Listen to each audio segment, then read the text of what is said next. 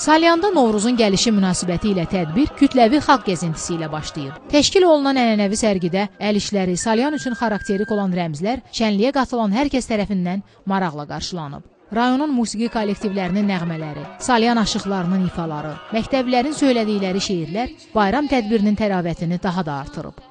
Yol boyunca milli adət-ənənələrimizi əks etdirən sənət nümunələri nümayiş olunub. İdmançılar, rəssamlar öz məharətlərini və əl işlərini nümayiş etdiriblər. El pəhləvanları müxtəlif tryuklar göstəriblər. Rayon rəhbərliyi bayram münasibəti ilə sakinləri təbrik edib, onlara xoş arzularını bildirib. Qeyd edib ki, 100 illərlə bizə doğru yol gələn müqəddəs Novruz bütün yasaqlara, qadağalara baxmayaraq bu günümüzə gəlib çıxıb. Müstəqillik dönəmində bu bayram sözün həqiqi mənasında müstəqilliyinə qovuşdu. Ulu öndərin milli mənəvi dəyərlərə xüsusi önəm verməsi şənlikdə xüsusi vurğulanıb. Meydana çıxan Dədə Qorqud öz xeyir duasını verib. Novruzun personajları olan Kosa, Keçəl və Bahar qızının meydana daxil olması, bayram tonqalının qalanması alqışlarla qarşılanıb. Musiqi kollektivlərinin təqdim etdiyi bayram konserti Novruz əhval-ruhiyyəsini daha da artırıb. Pərvanə Əliyeva, Elşən Feyzullayev, Zahid Aydınoğlu, Salyan.